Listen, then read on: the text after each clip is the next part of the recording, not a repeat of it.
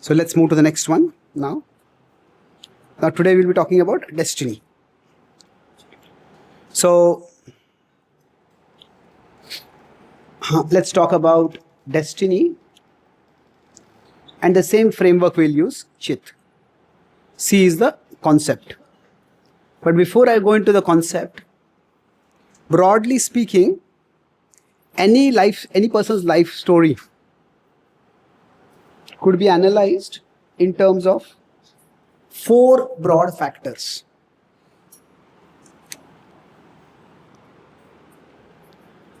That any person, see, if you want to see, okay, this person has become an IAS officer, this person has become a politician, this person has become an alcoholic.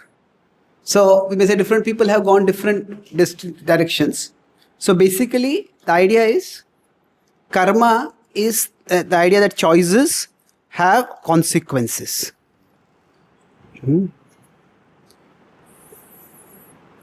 That is the basic principle. But our life story is not just choices and consequences. That our choices are made in particular conditions. Suppose somebody had a promising opportunity to go into IIT or go abroad to study, and they decided that the family is sick, and they decided I want to take care of that family member, or they have a big debt and they have to urgently take up a job, and that's why they cannot pursue that career option or pursue that higher education. Then okay, you can say that is a choice, you missed that opportunity. But then the choices we make are constrained by certain conditions. And we all have to operate within those conditions. So nowadays there's an increasing trend that say Indians who go to America, they want to come back to India and settle. So for many reasons, the social connections are much better in India. The West is quite a lonely place. And financially also India is becoming better. But then every place has its advantages and disadvantages. From a spiritual perspective, India is better. From a material perspective, sometimes logistics take a lot of time, things don't work out, there's corruption, many people. So for example, somebody wants to do research. In the West, there is a much more egalitarian culture. So in India, there is a lot of hierarchy. So there's a lot of bureaucracy and people can't move forward sometimes. So there are conditions. Every situation that is there, it brings certain conditions for us. So the choices are not made in isolation. They're made under some conditions. And you could say conditions come from above, and the choices are also made with some conditionings. That from inside us, we all have certain conditionings, and those conditionings will determine how we function in life.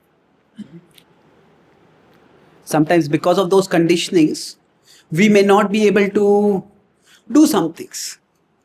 So some people, conditionings can refer to many different things. It doesn't necessarily have to mean something bad. Like somebody may be a very talented person, but they may be very temperamental. They're very moody. One day they play like a genius, and the other day they play in such a way that people want to throw them out of the court. Yeah. Isn't it? So now that's a conditioning.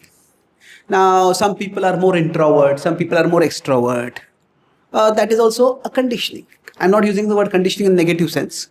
It's just that we have certain internals within us which push us to act in particular ways. So if we want to understand the full picture of a person's life story, these 4 factors need to be considered. In fact, anybody's life story, we could analyze with these 4 factors. What were the choices they made? What are the consequences they got for the choices? And what are the conditions in which they made the choices? And what were the conditionings they had within which way they made the choices? I am writing a book on the Mahabharata. I am using this framework for analyzing the various characters in the Mahabharata. We'll do that a little bit right now also. But broadly speaking, why am I discussing this right now? See, till now we talked about, in the first session, we talked about karma. Our actions matter. Therefore, try to do good, make good choices, and that will lead to good results. Even if the good results won't come immediately, it may take some time, but the results will come. So choices will lead to consequences, therefore make good choices.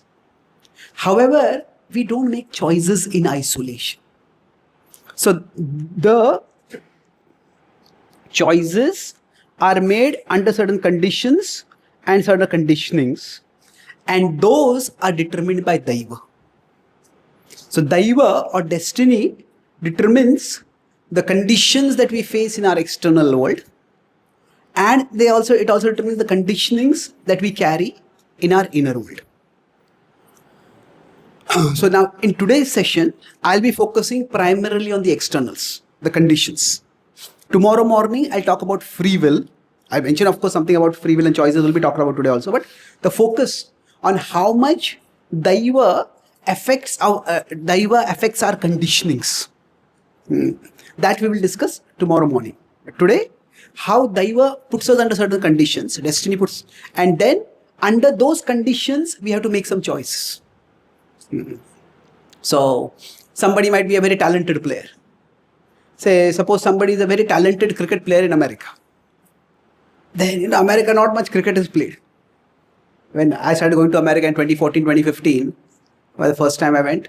So I often give contemporary examples from sports and other things. So one of the American program organizers, he told me, don't use any cricket examples. I asked him, why is that? He said, for Americans, cricket is an insect. It's not a game. They don't even know about cricket as a game much. Now they know because the diaspora is becoming influential there to some extent. But the idea is, if somebody is a cricket player in America, they may not have much growth prospects there. On the other hand, if somebody is a baseball player in India, okay, your talent is baseball, but what are you going to do over here? So we all have certain conditions under which we operate. Now, can we change those conditions? We will discuss that. But broadly, the conditions shape our choices. So let's try to understand Daiva from that perspective. So essentially, what is destiny?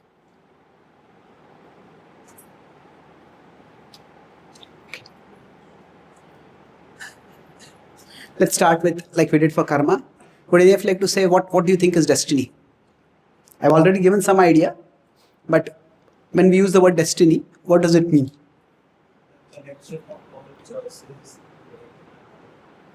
Collection of all choices. Choices or the consequences of the choices?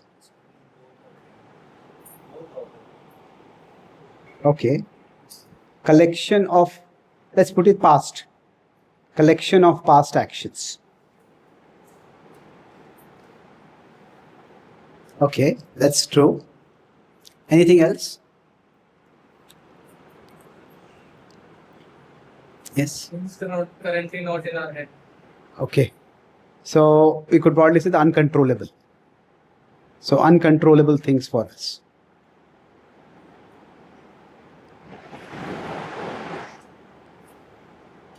So if I'm giving a class, then the kind of what I speak is in my control. What kind of questions people ask is not in my control. So sometimes I was in New Zealand, and there they say that in public programs they generally don't encourage any question answer sessions. Two reasons. Most Kiwis, they are laid back. They don't ask questions. And there are some people who are very provocative. They are the people who ask questions, and they ask extremely delicate, sensitive, provocative, inflammatory kind of questions. And so now you could say that sometimes you get into trouble not because of what you did, but sometimes you just put in a situation like that. So what is uncontrollable for us, we can say that is destiny. Okay. So anything else? Sorry? Unpredictable. Destiny is, it's uncontrollable, means it's also unpredictable. That is true.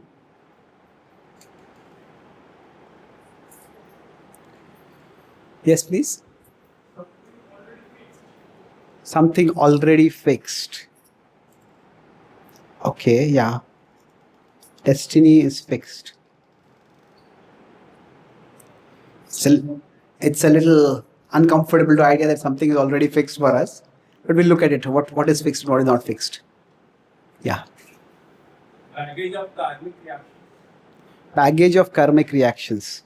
So how is this different from collection of past actions? Something similar? Consequences. Okay, so baggage of karmic actions. So whatever we have done, the actions that's stored over there, correct? Okay. I think most of you got the broad points. So, destiny, I'll talk about it in two different ways. One is that destiny is past karma, but it is not just past karma, it is past unprocessed karma. Unprocessed means what? Not we have processed food and unprocessed food. That is not the processing we are talking about over here. So unprocessed is not pure over here. Unprocessed basically means that, see, we did some action, but we didn't get a result for that action. Like I said that sometimes I may do some action that may be a result for the previous action. But sometimes I may do an action and the result may not come immediately. So the result gets stored. So we may do certain actions in the previous life, and we may get the result also in the previous life. But certain actions we may do in a previous life, and we may not get the result at that time. So destiny is basically past unprocessed karma. So now, if you look at it from this perspective, I'll look at it from one more perspective, but we'll come to that later. So when we enter into life, we could say this is life, birth, and death. Now we have had lives before, we will have life after. But right now, when we enter into this life, we could say there is a cloud of karma that hovers above us. This karma cloud is called destiny. And from that karma cloud, things are showered down upon us. So now we get a major installment of karma at that, in terms of major impact of destiny happens at birth for us. And for everyone, birth is both positive and negative. So we may be born in a particular family, we may be born in a particular country, we are born at a particular economic level, we have particular genes. So destiny, we get a major installment from our past at the time of birth. And that shapes a lot of things in our life. Say Indians who are born in America, that means the parents went to America, settled over there, and the children were born over there. So now these Indians often find themselves in a very peculiar position. Because they are growing up in America, they want to be Americans. But they can't be Americans because they have brown skin. So typically, many American parents say our children are like coconuts. Coconuts means what? Brown from outside, white from inside. So they are culturally, they are American. They have grown up there, they have got educated over there. But their complexion is Indian. They want to be American, but they just can't be. There's a certain constraint that comes. You could say that, was it positive, negative? Well, it depends. But that is there. So a major set of things for us is shaped at birth. Now, in America, maybe people have relatively more prosperity, more convenience, more comfort. That is a positive. But the negative is that there is a lot of social disruption, social alienation. So typically in a school in India, if two kids meet, they'll ask, okay, where do your parents stay or where is your home? They ask, where do your parents stay? Typically a kid in American school asks another kid, with which parent do you stay? It's a tragic actually, it's not a laughing matter. And most kids, they live in broken families, and it is very difficult for those kids to grow up. So there is a positive, but there's also negative. In India, we may say that okay, when we were born over here, the competition is sometimes brutal. In America, since I started going to America, I never met a single American till now who has said I am jobless. They use a very casual phrase. They say, I am between jobs. So it's like you're traveling between cities. Okay, I'm in the city, I'll go to that city. So there, they have not lived under the shadow of economic anxiety too much. So poverty in America is very different from poverty in India. In America, poverty means, oh, I'm so poor, I'm living in my car. And Indian will say, if you have a car, how are you poor? So the idea is that people, they don't much financial anxiety is there. India, you may say there's a lot of brutal competition over here. A lot of financial anxiety is there. Now America is also having financial anxiety. But the point I'm making is that it's much more in India. The competition is much more, the financial anxiety is much more. But then to a large extent, what sociologists call the social capital, even if we put aside spirituality, there are relationships, there are families, there are extended families, and there's a lot of stability that comes from that. So every place has its positive and negatives. I'm not bringing spirituality over here, even from a material perspective. So where we are born, in which family we are born, that determines one major installment of destiny that comes upon us. Now after that, throughout our life, destiny may intermittently come upon us. And some of those may be positive, some of those may be negative. That means sometimes we get a lucky break and sometimes we break. Isn't it? Sometimes bad things happen to us. So I was in Florida in America, and one young man came to me after a program and he asked me, have you heard of the Midas touch? Have any of you heard this word, Midas touch? Anyone? Yes. It is from the Greco-Roman mythology. There was this prince king. Whatever he would touch, it would turn into gold. So he asked me, have you heard of the Midas touch? I said, yes. He says, I think I have got the reverse Midas touch. He said, whatever I touch, it is gold before I touch it. And after I touch it, it turns into ashes. Whatever project I get involved in, it seems to destroy it. Whatever relationship I get into, it just gets destroyed. Wherever I go, I just seem to leave a trail of doom and devastation over there. He says, what is going on in my life? Am I jinxed? So he says, do I really have the reverse Midas touch? I told him, don't be so proud. I said that we all go through phases in life. And sometimes when we are going through a negative karma phase, that whatever we do doesn't work, whatever we do, it was working before it stops working also. So sometimes it happens like that. So destiny basically is this, we are thrust into certain conditions.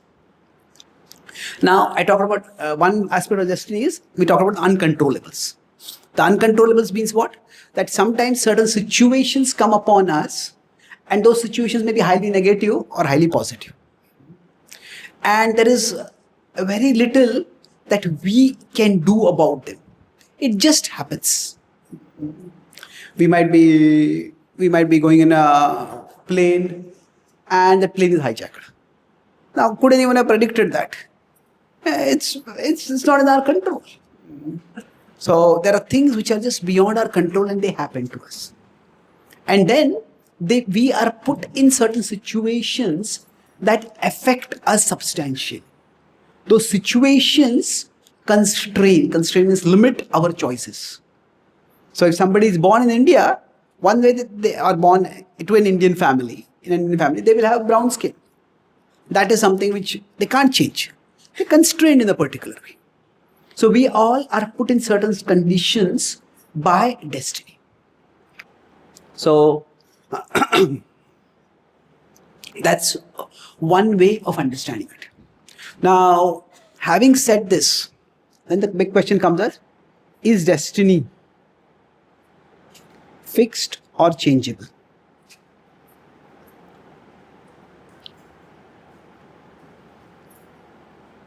So now, before we go into that question, the first question would be, is there something called destiny? Now, if we look at it from a very broad perspective, is there something called uncontrollable in our life? Of course it is there, isn't it? So in that sense, if that uncontrollable, we give it the name destiny, then every tradition has something like that. In the Islamic tradition, they may call it kismet. In the Greco-Roman tradition, they had another word for it. In Japan, they have another word for it. In English, they generally call it, if it has negative connotation, they call it fate. Fate and fortune. So every tradition has some kind of word for destiny. The idea that something is uncontrollable. So if we use it in the sense of uncontrollable, then we could say it's universal. It's undeniable. That everybody has something uncontrollable in their life. Now the other is, destiny means something which is inevitable. So, how many of you think there's a difference between the uncontrollable and the inevitable? Uncontrollable and inevitable. How many of you think there is a difference? Okay. How many of you think there is no difference? Okay. The remaining think that the difference does not make any difference.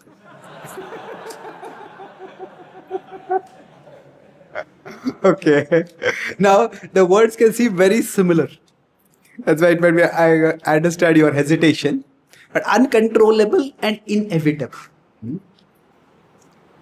So, for example, we could say that if we are driving on a road and there's a drunk driver on the opposite side, and we are driving safely following the rules, but the drunk driver comes and hits us. So, we could say that was uncontrollable. Now, it was uncontrollable means that it was beyond our control. But does that mean it's inevitable? Sometimes destiny is used in the sense that it was meant to happen. Ye to hona hi tha. So now, is destiny inevitable? So uncontrollable, we can say yes. Nobody can deny that everybody has uncontrollables in their life. But is the uncontrollable completely unchangeable, or is something about it, can something about be changed? That's the question. So let's try to understand whether it is inevitable. So we will talk more about this when in the last session, I'll talk about bhakti. But right now, let's consider from a practical perspective. Say if somebody is born in a poor family, is that uncontrollable for them? That's uncontrollable. So, or somebody is born in a well-to-do family, but because their family business goes bust, they become bankrupt, and now from a state of financial comfort, they have enormous financial hardship. Is that uncontrollable? You could say, that person is still a child or a teenager. They're not involved in the business. Maybe their parents or whoever handling the business, they made certain decisions. We could think that, okay, they could have changed the decisions. They could have invested more wisely or whatever. But from the young child's or teenager's perspective, that's uncontrollable. Okay. So now, generally, we might think the uncontrollable and the inevitable are the same thing. That is, uncontrollable is inevitable. Yes and no. Now, what is the difference over here? Largely, by destiny, what is going to happen to us? Certain events will come in our life no matter what we do about them. We may try in many ways to avoid them, but some things will happen. So in that sense, we can say the uncontrollable is inevitable. However, there is the event and there is the experience of the event, or there is the impact of the event.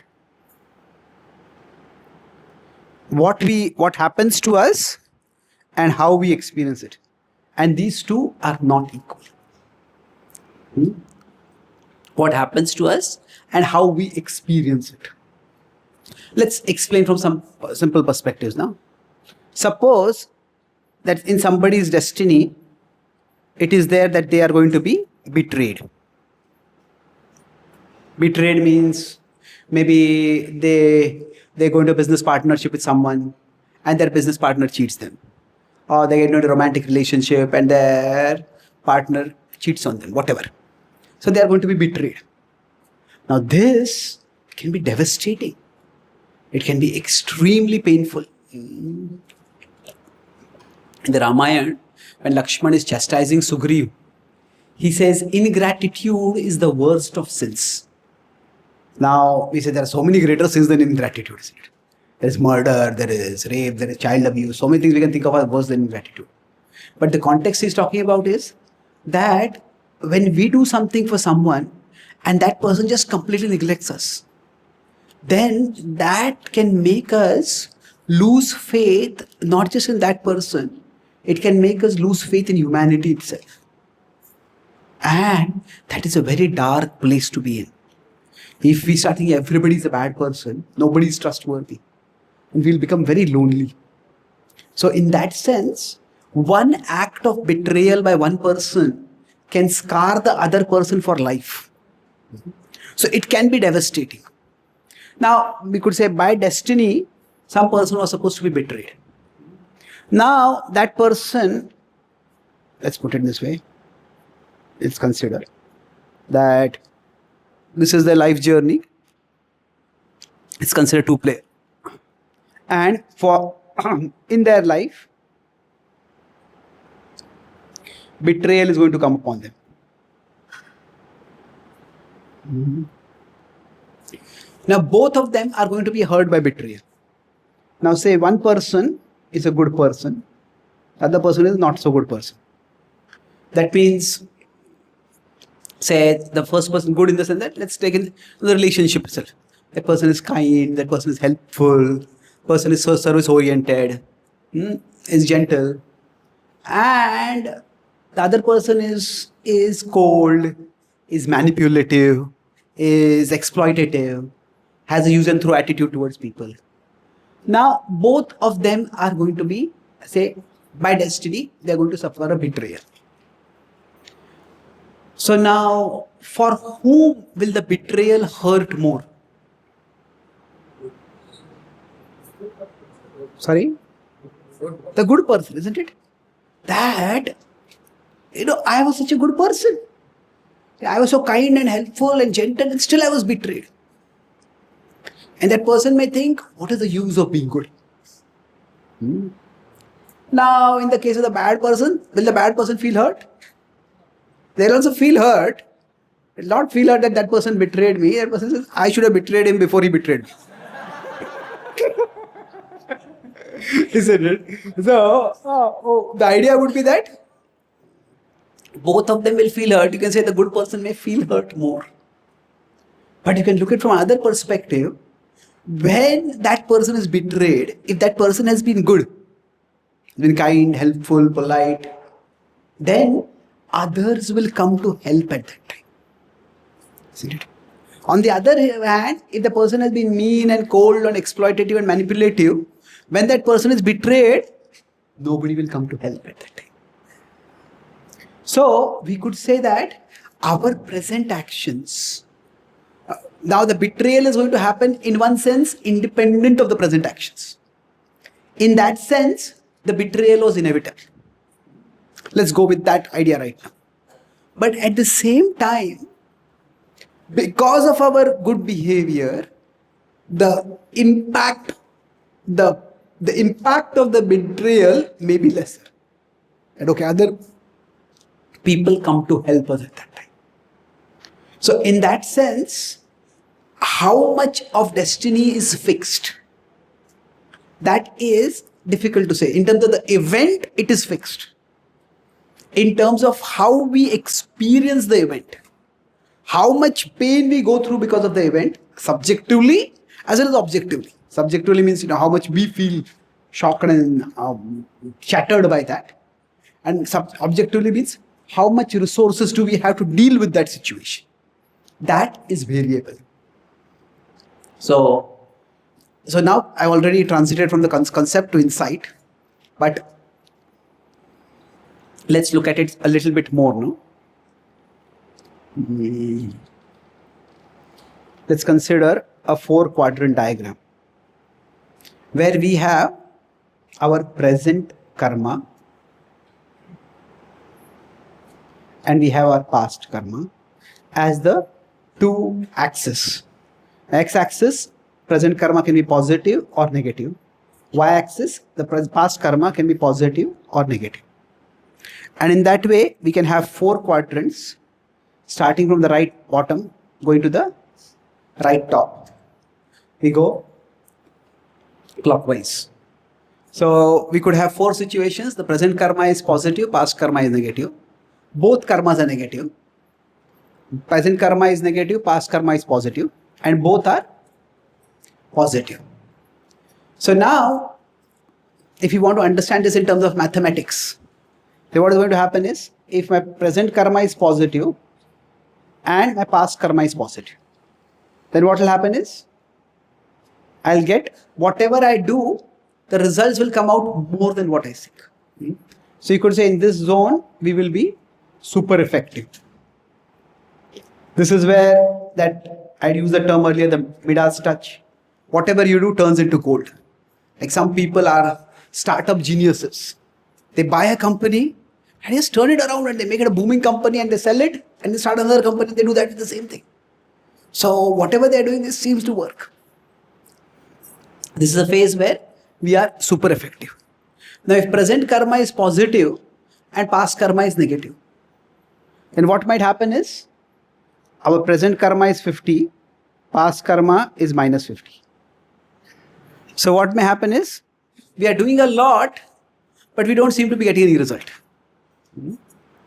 Now, if both are negative, what's going to happen? So here what is going to happen? If present karma is positive and past karma is negative, we will be, you could say, under effective.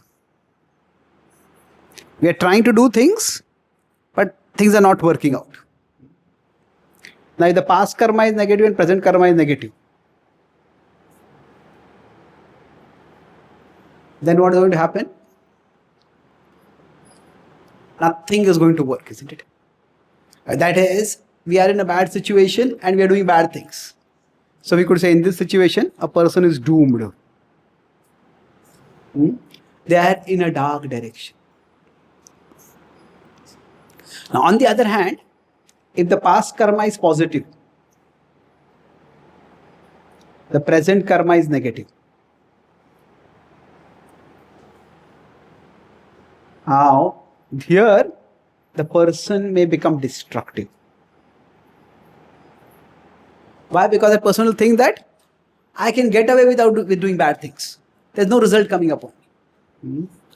Now, you can just play around with this and say, that person, what he's doing is minus 50, but their past karma is 500. Then they're doing bad things, but they're still getting good results. On the other hand, now if you could play it over here, that person is doing bad karma, doing good karma, but the past karma is coming in. So, for all of us, if we consider these 4 quadrants now, 1, 2, 3, 4, which is the best quadrant to be situated in? You already mentioned that. 4th. Okay. And now, which is the worst quadrant to be situated in? 2nd. Yes. So, which is the worst quadrant to be situated in? Whichever quadrant we are in feels worst. Isn't it? Even if we are in 1, I am working so hard. Why are things not working out? It will feel terrible. Isn't it? So, we could say none of these are pleasant quadrants to be. And subjectively speaking, whichever quadrant we are in, it feels terrible. It may feel the worst situation to be. But, more objectively speaking, which is the worst? 3rd would be the worst. Because why? We are doing bad things, and because we are not getting any bad results, we'll continue doing the bad things. And we think that, if I'm just clever enough to get away with these problems, to get away by doing bad things, let me continue doing the bad things. So that way, it's a very difficult or dangerous situation to be. Now somebody wants to do bad things, but they have bad karma from the past.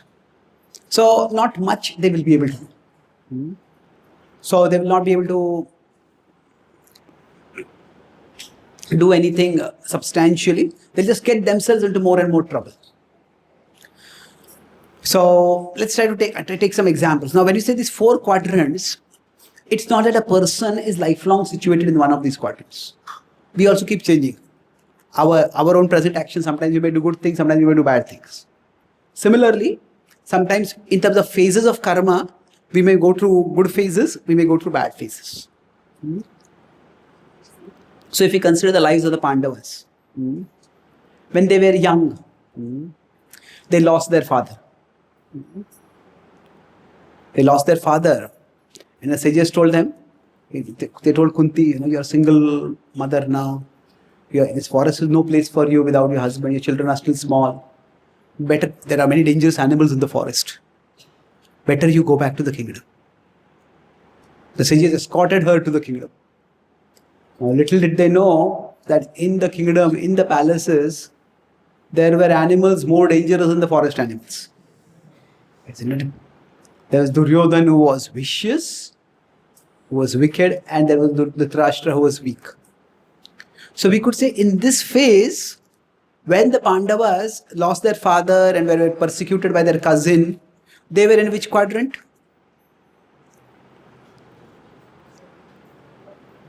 When the Pandavas persecuted. Yes, first quadrant.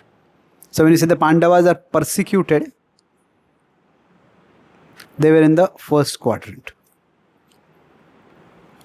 Now, the Pandavas performed the Rajasuya Yajna. The Pandavas made Khanda in forest into Indraprastha. They performed the Rajasuya Yajna. They had a glorious celebration. So Yudhishthira became the emperor of the world. That means they were in which quadrant at that time? Fourth quadrant. Yes. The Pandavas prosperous. Now after that the Pandavas were exiled. That means they were in which quadrant then again? They again went into the first quadrant. And then finally the Pandavas defeated the Kauravas and then they got the kingdom back. Then they came back into the fourth quadrant. So basically, even the good people. So why do bad things happen to good people? It is because they are in a particular karma phase. So past karma phase is negative. And sometimes we might just be thrown apparently because of no fault of ours. Now, we'll talk a little bit more about how karma works. But you can consider that when the Pandavas were, say, when Bhima was given the poison cake, was there any mistake from his side? He had no idea that Duryodhana was a vicious person, that he could do something like this. That was terrible. So he was aghast because of that. So we could say there's practically no fault of his. When the Pandavas were burnt, were attempted to be burned in the Karanavarth, was there any fault of theirs? Well, again, you could say they could have suspected it and they were aware of it. They made some precautions against it. They prepared themselves. But again, they did not themselves make any mistake. Right? So now, when the Pandavas were exiled to the forest, when Draupadi was disrobed, at that time, was it their fault? Well, you could say, maybe it was partially their fault. Isn't it? Yudhishthira gambled. If Yudhishthira had not gambled, then all this would not have happened. So this is where I told earlier the difference between uncontrollable and inevitable. So, was Yudhishthira's gambling inevitable? Was Duryodhan deciding to reject Krishna's peace proposal and fight the war? Was it inevitable? See, this is where how much destiny affects our conditionings. How much destiny affects what we think inside us. And how we desire and how we decide. That is what we will talk about in tomorrow's session. But broadly speaking, if we consider, we desire, We deliberate. Desire means it's at the level of the mind. Deliberate means the intelligence comes in. And then we decide. So desire, deliberate, decide. Now this can go in the opposite direction. This can go in unwanted direction. It can go in a positive direction also. So how much is destiny involved in this? So is it that our actions cause destiny to happen? So if somebody wanted to go for a party and told them don't go for that party, and they go for that party and their car meets with an accident when they're going there and they die or they get severely injured. See, I told you didn't go for that party. Still you went. So now was it that they went to that party and then they met with an accident and that's why they suffered? Or was it that it's going to happen anyway? That they had not gone to a party, went to the party and a car crashed into them when they're going along. Could it be that they were going to be at home and a car would crash into their home and injure them? Now we can say anything is possible. So this is where destiny becomes a little complex. So I talked about one thing, that destiny, how much it impacts us. That can depend on how we act right now. You might talk about, I may be betrayed, but if I have been a good person, others will come and help me. That's one aspect of how destiny is not exactly fixed. We can change the impact of the destiny. Okay. There's one more aspect with which I'll conclude the insight part, and then we'll lastly move toward the takeaway. See, say in our life journey, there are two possibilities.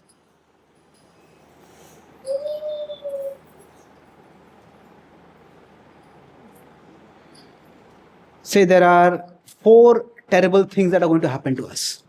Maybe we are going to get some terrible disease. We are going to get into debt. Maybe we invest money and lose it somewhere and we get a lot of debt. Maybe there's going to be a death of a loved one in our family. And maybe there is going to be betrayal. So assume these things are destined.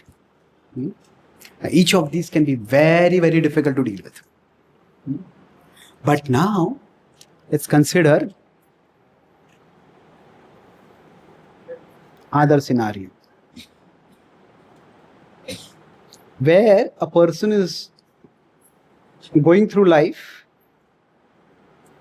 and all 4 of these hit the person at the same time. This could be unbearable, isn't it? If all 4 of them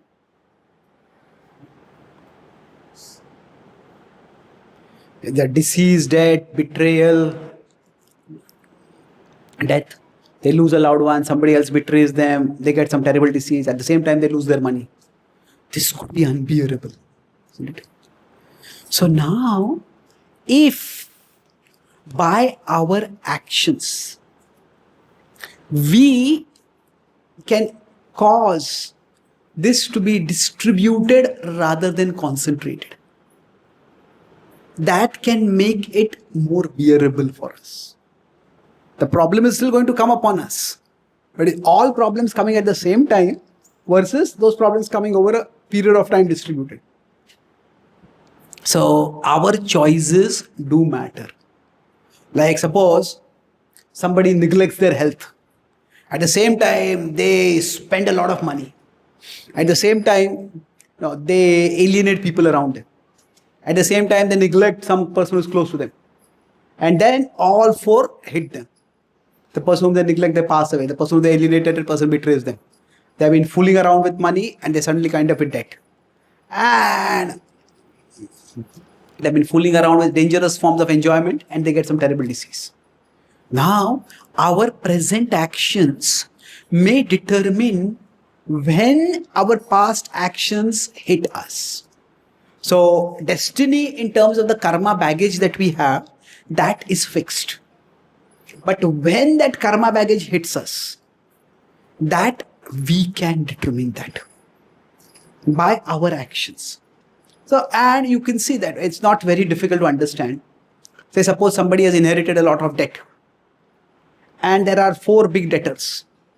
Now, if this person is living responsibly, they say, okay, this is how I am, this is the job I am doing, this much I am earning, this much I need to save, use for my family. With this, I will repay your debt. And that person is honest, upstanding, hardworking. And some debtors may say, okay, we need our money back, but we don't want to create more trouble than we. Then okay, you can repay it in 5 years, 10 years. But suppose this person is mean and manipulative, and this person tries to fool others, and then all the debtors come, we want the money now only. Then this person would be in far greater trouble. Isn't it? So our present actions do matter. Our present actions make a difference. That's why the whole idea of destiny is not meant to sentence us to passivity. Oh, this is destined, so you can do nothing about it. Just shut up and accept it. No, we have to use our intelligence to make the best choice we can in the condition that we are in. So going back to this particular diagram now, if you consider when the Kauravas, when Duryodhan was in the kingdom and the Pandavas were not in the kingdom. So Duryodhan was living in royal prosperity. He was in royal luxury and he was expected that he will be the king. So at that time, Duryodhan was in which quadrant? Yes. So we could say Duryodhan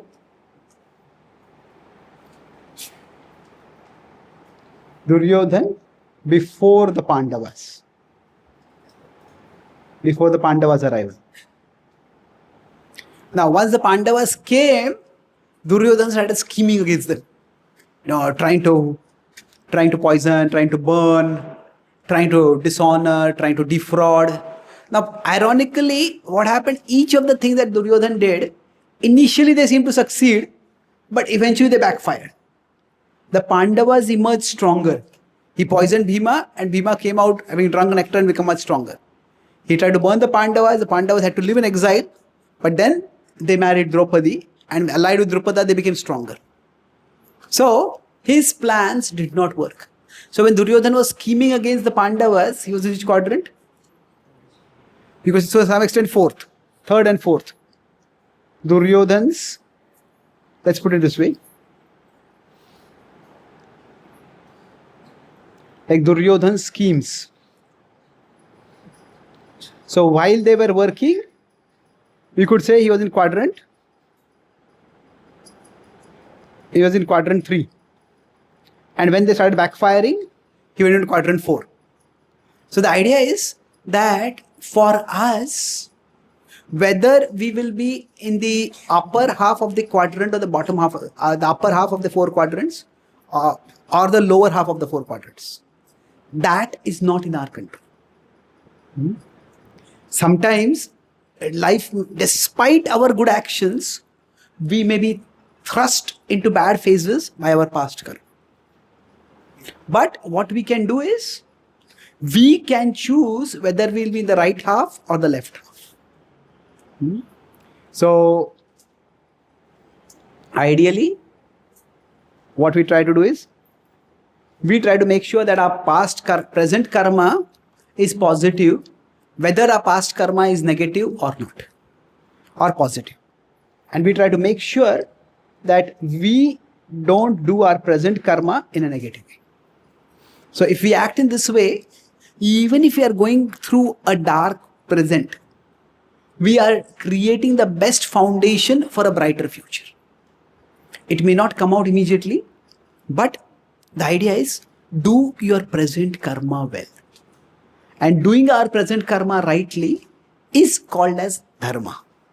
So what dharma is and how dharma works, that we'll discuss more in tomorrow's session. Because dharma also talks about how much is our free will and how we can act according to our free will. how much our conditioning shape our actions. So I'll summarize what I discussed today. Broadly speaking, we discussed the concept of destiny.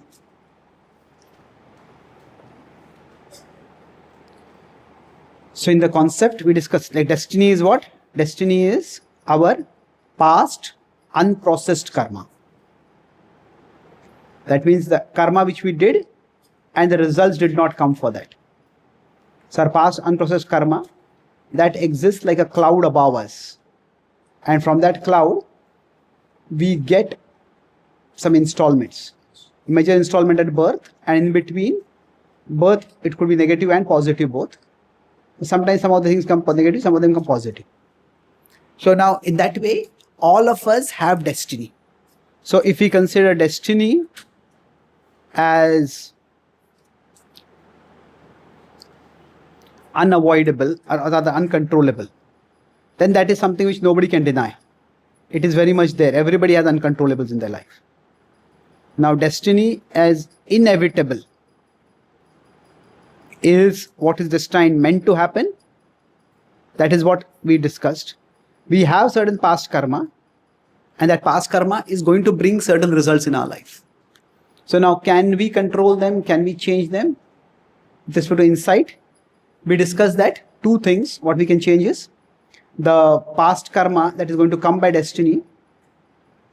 We can change its effect, and that can make the effect can be changed based on, like I discussed, if somebody is going to be betrayed, but they are good people, then others will help them.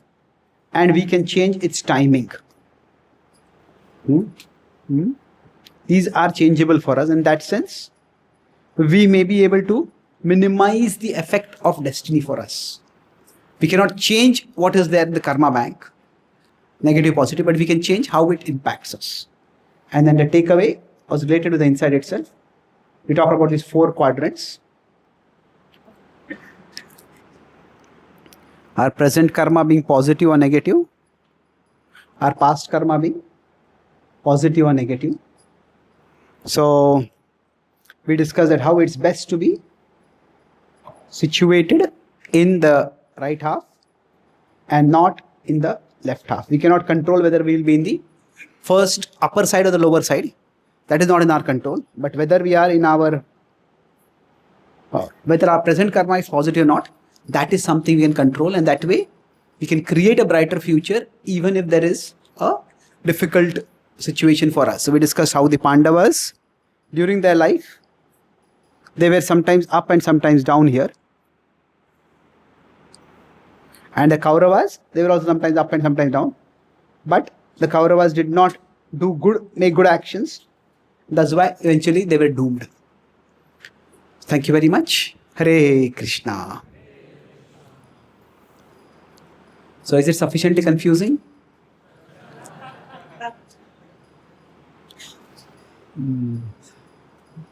Sufficiently confusing means I talked about education means that we show the simplicity in the complex and the complexity in the simple. So karma is not as simple as we think, but it is somewhat understandable. Any questions or comments?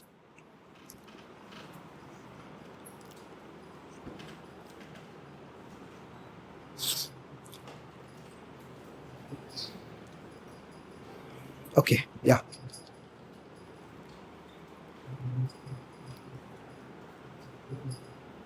Here's the mic. It's mic behind also.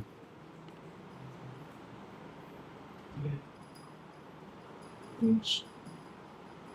explain that regarding destiny, that is communication which is coming. So Sorry, what Bhishma? there is reactions coming together by destiny. Okay. So you mentioned that the big bunch of that karma comes in the form of where we take birth generally. It's a good amount of karma comes there. Correct. Yes. So who is like how to understand this basically, that which direct karma when you get it, like when you get it, how you get it, like completely. See, the point of karma like I mentioned, it's more of encouragement than judgment. Overall, the point of karma is not to have a constant flashback system. So is karma meant for justice? Yes, it is meant for justice, but it is meant for something much, much more than justice. Right? If we consider it simply to be a legal system, you did something and so you have to suffer for that. But then that obvious question comes up that, what did I do? Why am I not told what I do? How can I learn if I don't even know what I did was wrong? So all those questions come up. That's why framing karma primarily as justice system, it is not very logically sustainable. So the idea is that there is the principle of accountability, that we are accountable for our actions. But beyond that, the point of karma is that we learn to make good choices now. It's not that we have to go through flashbacks of what bad choice we did when and how that bad choice led to a particular result now. Because as I said that it's not necessary that when we get into a particular situation, we exactly had done something similar to that person. It would be, nobody suggests to Draupadi that she was like Dushasana in the previous life and she did something like that to somebody. No. So it's not at all like that. Now there are some cases where karma may work in that way. Say that if you kill a cow, then you will become a cow and you will be killed. Now Bhaktivinoda Thakur says that these examples are more indicative than descriptive. That they indicate the principle of karma.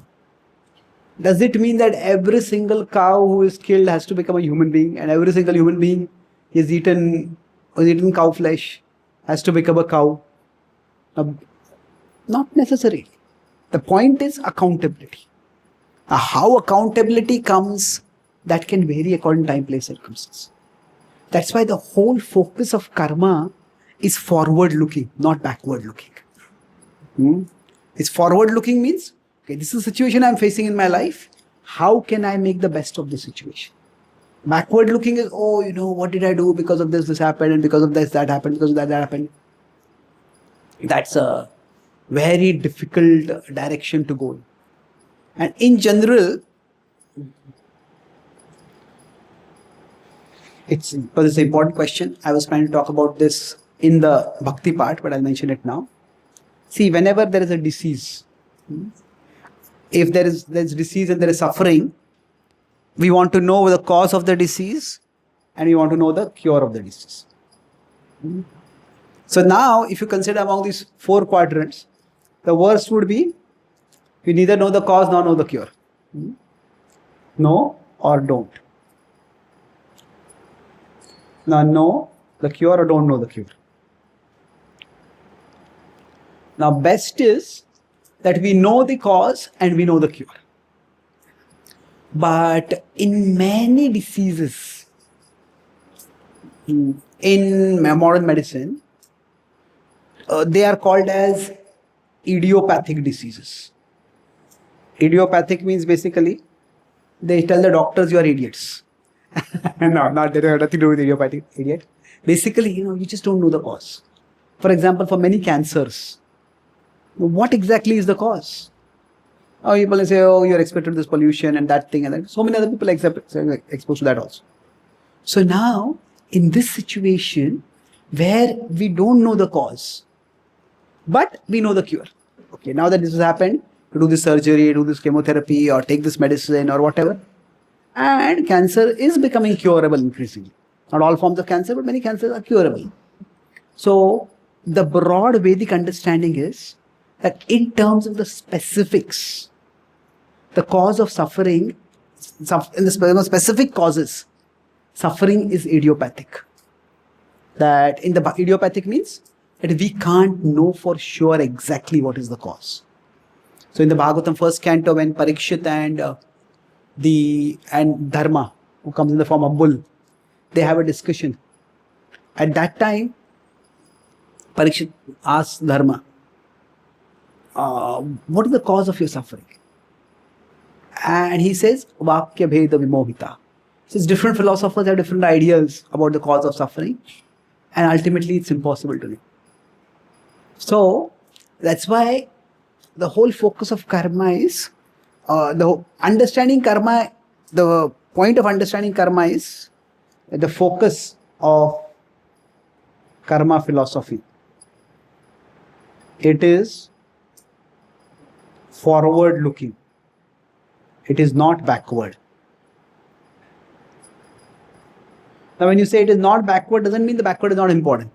Forward means focus on what is the cure. Backward is try to understand the cause. Now, we try to understand the cause, but sometimes we accept that okay, we just don't know the cause. Not that there is no cause. Say, if we are having a class on Zoom or we're making a phone call and the internet connection goes off for some time. Now, is there a cause why the internet connection went off at that point? Well, yeah, there might be. Maybe there's a storm over there. Maybe the people who are managing the internet, the company had some outage, whatever. But from our perspective, okay, live with it now. Okay, try to make another call, reschedule the call, try to call through some other server or what network provider or whatever. So, from a practical perspective, this is how we deal with much suffering also. We are forward looking.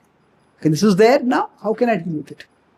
So, the point of karma is to focus on what is forward. That now that this has happened, let's move ahead.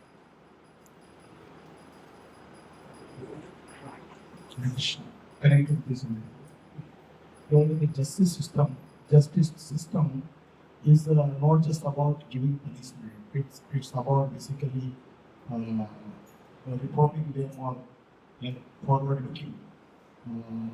But in practical situation, within a one lifetime, so one does something bad and he gets some punishment or some reform.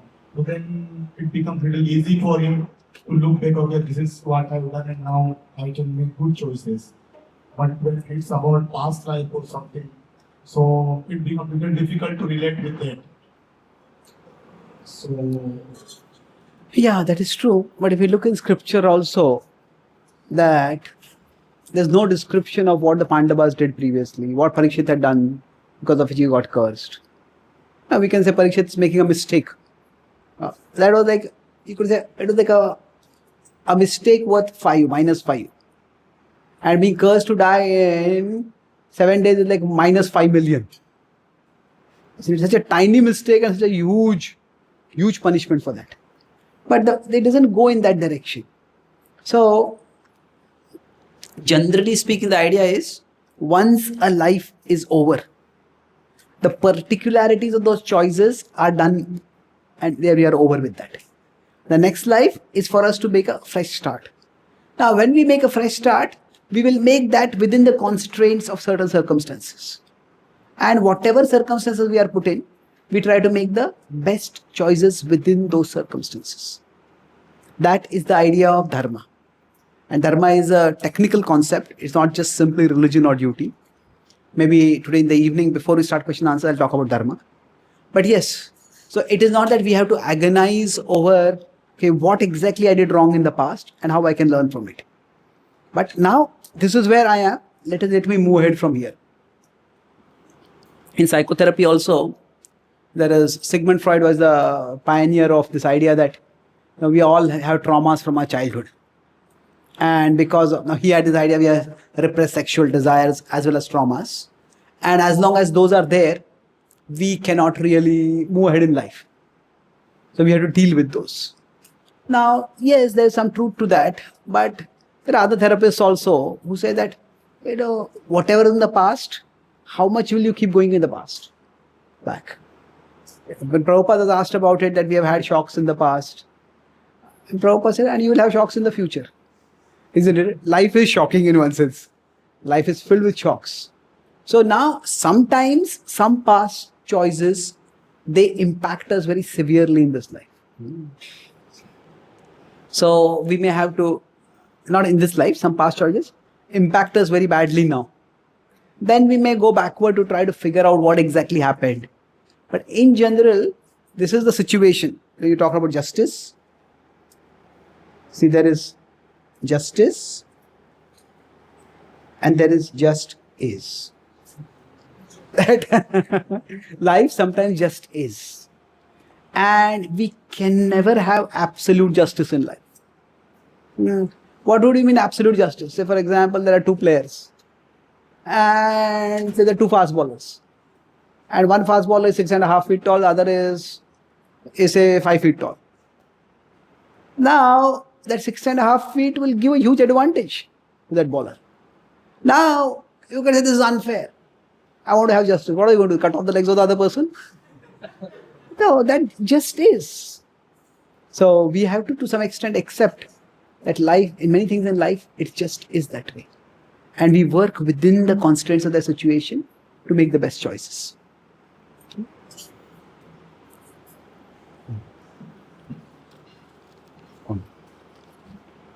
So, yeah, you can pass the mic, whoever has the mic.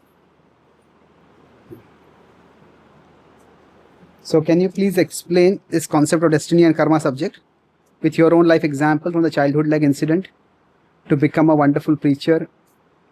Well, I don't know about a wonderful preacher. I'm a struggling preacher. But,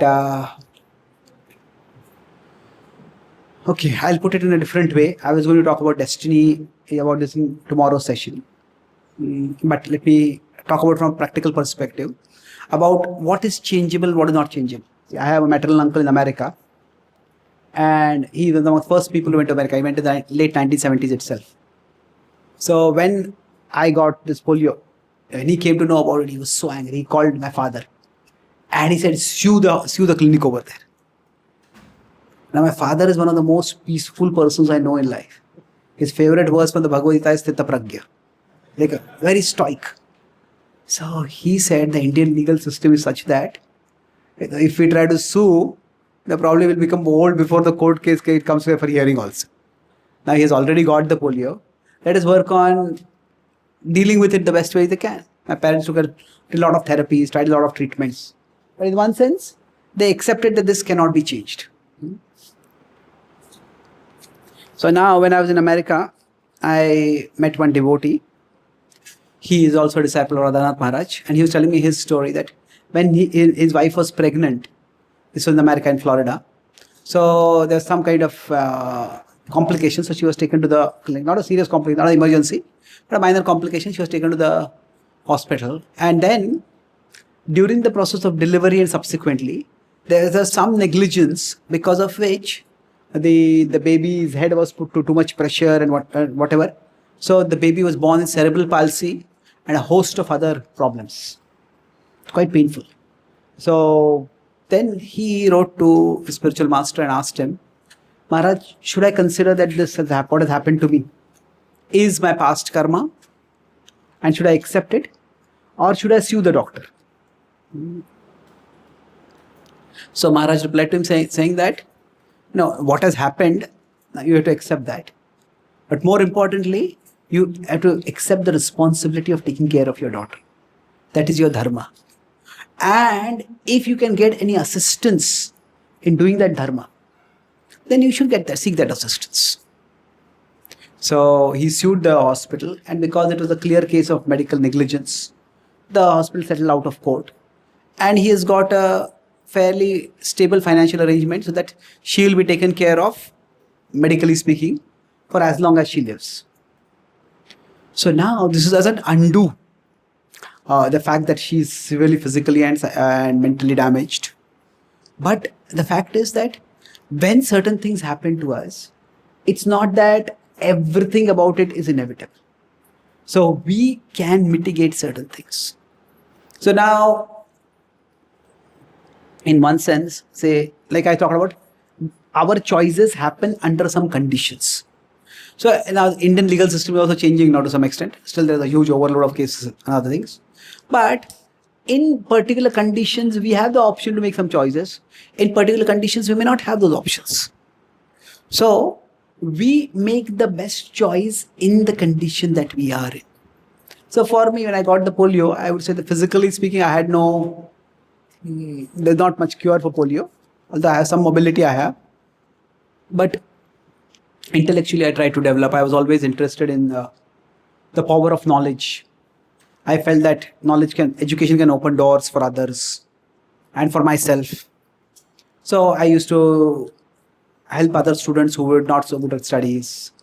When I was in college, I joined a social welfare organization and I was a part of the educational wing where I focused on trying to help kids from slums, from underprivileged areas to do their studies better. So I think because of that physical disability as well as whatever intellectual gift I had, I developed a lot of appreciation for the value of knowledge. And I was sharing that kind of knowledge, and it was satisfying. But what I noticed is that these kids, as well as their parents, they're from dysfunctional families. There's alcoholism in the family, and it was, if you consider the life journey, we all want breaks in our lives. So the doors are opened so that we can go into a bigger and better life. We want doors to be opened, and that's important. These are doors to be opened, but in the journey of life, there are trapdoors. Trapdoors is you can fall into them, and these trapdoors need to be closed. The trapdoors could be our own addictive desires. Trapdoors could be our own self-sabotaging emotions, our own constant self-doubt and negativity. So I felt that through material education, these doors are being opened, but it is through spirituality that the trapdoors can be closed. And so that's how I felt inspired so basically, when that social service I was trying to do that, I felt that unless these trapdoors are closed, I might be able to help the students do well in their exams. But if they succumb to bad habits, then how much are they going to be helped? So I felt that trying to close those trapdoors is very important. And it is spiritual knowledge that helps us, spiritual growth that helps us to close the trapdoors inside us. So I think that whole point of karma and destiny, by destiny we are limited in some ways, by destiny we are gifted in some ways. So we then look at our gifts and then we see how we can try to use those gifts in a mood of service to Krishna. Thank you. Any other questions? Yes, please. Do you have some water here? These are comments. Yes, go ahead. It's been unprocessed karma, whether it will be distributed or it will be concentrated, it is decided by your present actions. Yeah.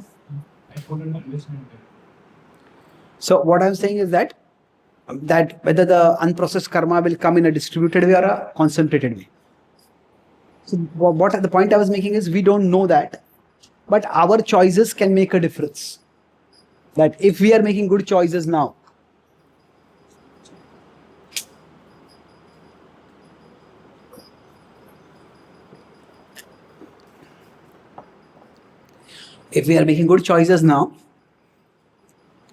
then at the same time when we are betrayed by someone, that's not the time when we'll be abandoned by everyone else. Betrayed means somebody hurts us. Abandons means nobody else comes to help us. So betrayal is far worse than abandonment. But if we are betrayed by our present karma, because our present karma was good, people don't abandon us. People support us at that time. And that will be good. So in that sense, our present karma can determine whether our past karma comes to us in a concentrated way or a distributed way. So that's how our present karma can affect the manifesting of our past karma. Okay. One more thing which is there in Bhagavad Gita, if Krishna wants to show special mercy, then he... Let's keep that for the bhakti part. 4th session. See, karma has a rational aspect and karma has a mystical aspect. So right now we are going to focus on the rational aspect. Only in the 4th session we'll talk about the mystical aspect. Mystical aspect is Krishna's intervention. Okay.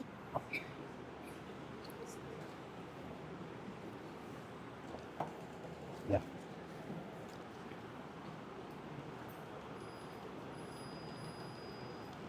Yeah, okay. I'll send the slides to the organizers and then you can get it from there. Yes, there are similar talks, not exactly this talk, but there are similar. I have my website, thespiritualscientist.com. The many talks on destiny and karma over there. This will also come on my channel. I have two channels. YouTube channel one is the spiritual Chaitanya Charan, which is my main channel. The second is a channel called the Spiritual Scientist CCD. This will mostly come on one of those channels in the next few days. Thank you. Yes, where is the mic? What if someone becomes enraged because something bad happened to them? What is? What if someone becomes enraged because something bad happened to them? Because they cannot explain them that something bad happened to them because their past trauma, because they couldn't accept it. So their point of view is that if something bad happened to them because of God, so they become enraged. So what is the solution to that? How to prove to them that it was not because of God?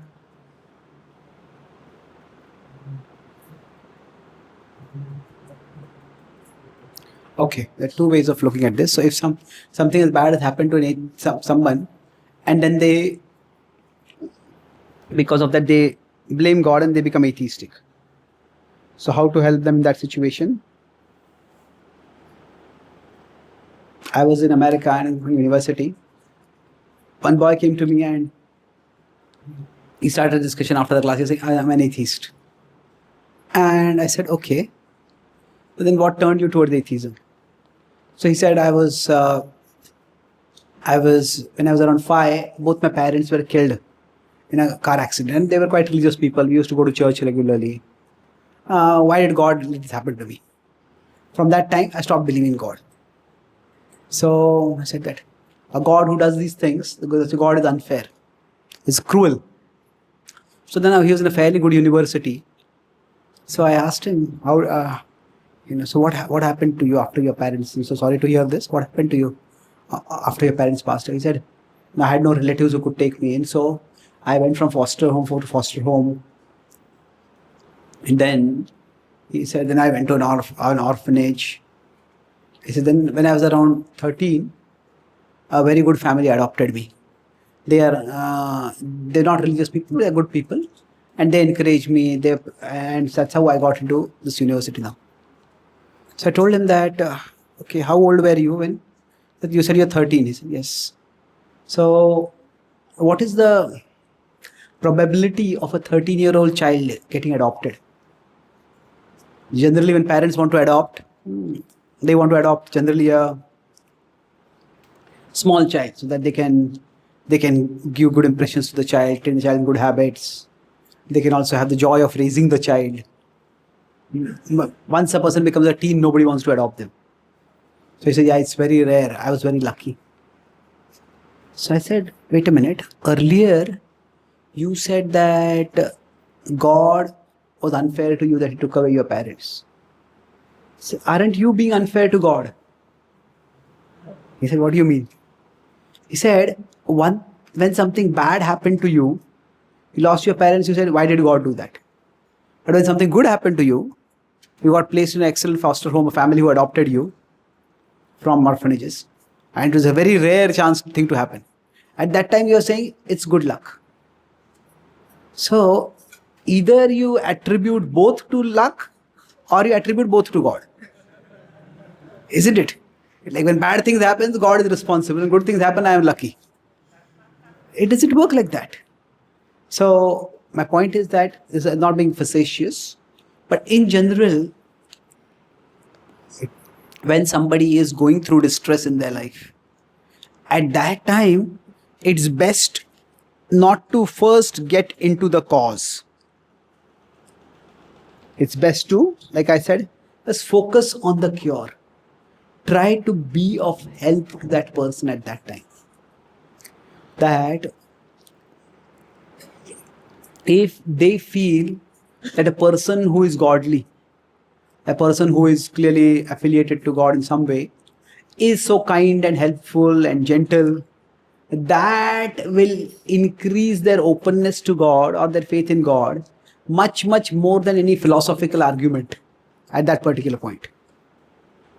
So our concern should not be at that time to try to prove to them that God is not responsible. That is not the focus. See, we should have a service attitude, not a defensive attitude. Defensive attitude is, how dare you challenge my faith? How dare you say that God is not good? Service attitude is, this person is hurting right now. How can I help this person in this particular way? In Mumbai, we have a Bhaktivedanta hospital where it's a hospital run by devotees, and we have a whole spiritual care department. And the devotees from that department, they offer emotional and spiritual support to the patients.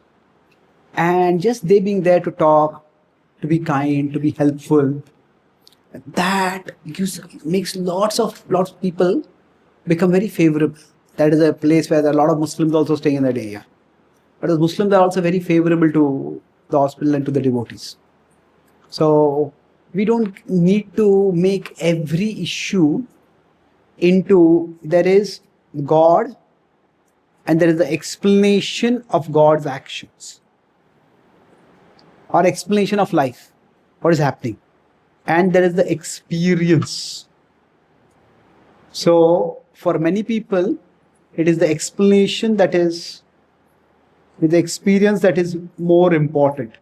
It's a greater than sign, whatever it looks like. So that, if they experience kindness, if they experience a service attitude, helpfulness, that will soften their heart. And whatever is the cause, even if they blame God, God is not so insecure that you blame me, I'll punish you for that. People are hurt at that time, and when they're hurting, they will lash out at that particular time. So we don't have to focus on telling them that God is good and God will help you. The point is that we be there to help them in whatever way we can. And gradually, they may open themselves. So I don't think when a person is in great distress, that's the time. Now, after they have gone through the distress and they have calmed down a little bit, then after that they may become philosophical. And then we can have a philosophical discussion. But immediately when they are in distress, that's the time when they are very emotional. And that's the time when they need solace. When Abhimanyu was killed, Arjuna was shattered at that time. Arjuna blamed himself. He said, I went in pursuit of my own glory. I went and fought with Susharman and I was not there. My son would have called out for me and I was not there at that time. Then he blamed Bhima and Yudhishthira. He said, are all your weapons just ornaments? Could not one of you protect my son? Then he turned to Krishna and he said, Krishna, surely you must have known what was happening. Why didn't you tell me? So Arjuna did not tell. Arjuna broke down. He was in tears. At that time, Krishna did not lash out at Arjuna. Just 13 days ago, I spoke the Bhagavad Gita. And in the Bhagavad Gita, I said, Dhiras tatra na muhyati. A sober person is not bewildered by death. He says, have you already forgotten the Bhagavad Gita? Can't you apply the Bhagavad Gita? Maybe I should have found out some other person to speak the Bhagavad Gita to. I made a mistake by speaking the Gita to you. No, Arjuna and Krishna did not do that. What did Krishna do? Krishna took a very pragmatic approach over there. Krishna said, oh Arjuna, in this world, adversity befalls everyone. The good people and the bad people. The wise people and the unwise people. What differentiates the two is what they do in response. The unwise people, when bad things happen, they often act in ways that makes things worse. The wise people act in ways that makes things better. So, oh Arjuna, just as you are hurting because of the death of Abhimanyu, so are Yudhishthira and Bhima hurting. Just look at their faces. Please don't speak words that will increase their pain. So that is when Arjuna shifted his focus. So basically what did Arjuna do? The death of Abhimanyu had happened. Now that is something which he cannot do anything about. But then now he could say, he could blame himself for the death. I was not there. He could blame his brothers. He could blame Krishna. But he took action at a particular level. What was that? He said that the Pandavas had made a good plan, that the Chakravyuh was there and Abhimanyu would break the Chakravyuh. and the remaining Pandavas would follow inside, and they would destroy the Chakravyuh from there. But it was Jayadratha who foiled that plan. Now Jayadratha knew what he was doing. Jayadratha did not have the courage or the power to stop Abhimanyu. So after Abhimanyu went in, then he stopped the Pandavas from going in. So it was his moment of glory, but it's a very calculated, chosen, mean thing to do. So he decided that I will punish him. And he took action at that particular level. So we have to see when something bad happens, what level is actionable for us. And we act at that level. So for them, at that particular point, when somebody is grieving, now trying to talk about God and trying to get God off the hook is not, okay, now this has happened. What is the actionable level at which you can function? So we all have to find some way of finding meaning in life and moving ahead. Okay? Any other questions? Where's the mic? Okay, where? Yeah, please, yeah. Something similar. Students nowadays commit suicide. Is it like we say, they're not actually destined to commit suicide, but they commit because of the circumstances have impelled them to do so. Can we say it's like karma which is running before or something like that? Can we discuss this tomorrow after we talk about how karma shapes our conditionings? Destiny shapes our conditioning, because that's an important question and it requires a very careful treatment. So we'll talk about it tomorrow. If I don't answer the question in the class itself, then we'll talk about it. You ask it separately again. Very important question. Yeah. So the question, whenever good or bad is happening to us, it is ultimately because of our past and present karma. If yes, then if I am doing good to others, I am just giving his good destiny now. Okay. Yeah, so if we do good to someone, then are we just giving their good destiny? Possible. But we are getting good karma for that. So karma is, when I said the whole focus of karma is forward looking. Forward looking means the whole knowledge of karma should inspire us to do our dharma. Dharma is try to act in a right and responsible way.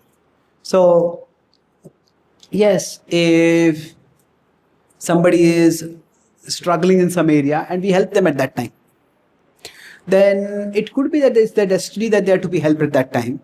And if we don't help, somebody would help. But it doesn't matter. If we help, we are doing something positive by that. So Krishna says that to Arjuna that the enemies are going to be killed. He says that Tasmat Tamuttishta Yasholabhasva Jitva Shatrun Bhungshva Rajyam Samruddham Mayai Vaite Nihatha Purvameva Nimittamatram Bhavasau Visachi. So he says that whether you fight or not, they are going to be killed. That if you do not fight, then what is going to happen is they'll still be killed, but you won't get the credit. But if you fight, you will get the credit. So even if we are giving them their destiny, that should not mean that we don't do it or that our doing it is not valuable.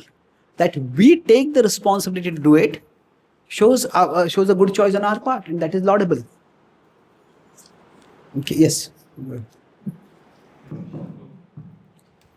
times, like some person brings out negative karmic reaction in our life, then we tend to blame that person.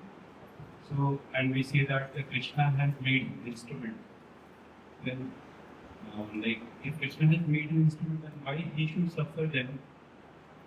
It was his choice or Krishna's will? How to take that? Okay. See, that is only one way of looking at things. It's not the only way of looking at things. When Draupadi was disrobed or dishonored by Dushasan, did she think, oh, he's the instrument of my own past karma, so let me just suffer? When Sita was abducted by Ravan. Did Ram say, okay, Ravan is simply is an instrument of Sita's past karma? Let him keep her. No. So we have to focus on dharma, not on karma. Now, there are many places where, again, this question I'll address more detail tomorrow. But all of us in the course of life, when overall we have a decent relation, not a great relationship, but not a horrible relationship. In the course of our life, we will all do things which will hurt each other. That's just we are all finite beings, we are all fallible beings. So, what Krishna says in Bhagavad Gita 12.15 is, Yasman no dvijate loko, lokan no dvijate chaya. So, what happens by the nature of any relationship is that I will disturb you. And you will disturb me. And together, we create a disturbed world. So now, we may not really, we may want the best for each other. Now, parents want the best for the children, but sometimes parents may over-discipline a child. The child cares for the parents, but child may rebel and may do terrible things which hurt the parents. So the idea is, in general, in our normal course of interactions, if we tolerate, that means we don't blame the other person, we don't try to get even with the other person. You did this so much, so I'll do this to you. Then basically we can get closure and we can move ahead in life. So when Krishna says, don't disturb others, don't be disturbed by others, what it means is, this is now, don't disturb others and don't be disturbed by others. Isman no dvijate loko, lokan no dvijate chaya. So don't be disturbed by others means, as if somebody hurts you, see that this is the nature of the world, see that this is because of your own past karma. And don't take it too seriously, don't disturb others. That means don't do something to hurt them back. Try to understand that person and try to bring the relationship to a better place. So now, this kind of tolerance will help all of us to move towards a better place in life. However, there are limits to it. Limits in the sense that that person is repeatedly and deliberately hurting us. Then we may have to decide that we have to take some other action over here. This is more for like small wrongs within a family or within a friendship. It is not for like cruel things or crimes or atrocities. So now, regarding your specific point about is Krishna using them as an instrument? Well, maybe not. Are they becoming instruments for our destiny? Yes. But when they are doing something to hurt us, it is not that they are thinking that, okay, they are just being dispassionate, surrendered instruments of some destiny. They are deliberately angry and they wanted to hurt us. Isn't it? So to the extent an action is done because we desire to do it, to that extent, it becomes our karma. Like, to the extent we don't do it because we desire to do it, but because it's a duty. Say, if a person is tried properly by the legal system and then they are sentenced to death, the executioner goes and executes them. That will not be considered murder because the executioner has nothing against that person. But on the other hand, if a person is angry with the other person goes and kills that person, that will be murder. So now from our side, we can say this person is an instrument of my karma, but that person is not seeing like that. And that's why they will be held responsible. Okay. Thank you. Yes, please. Where is the mic? Okay, yeah.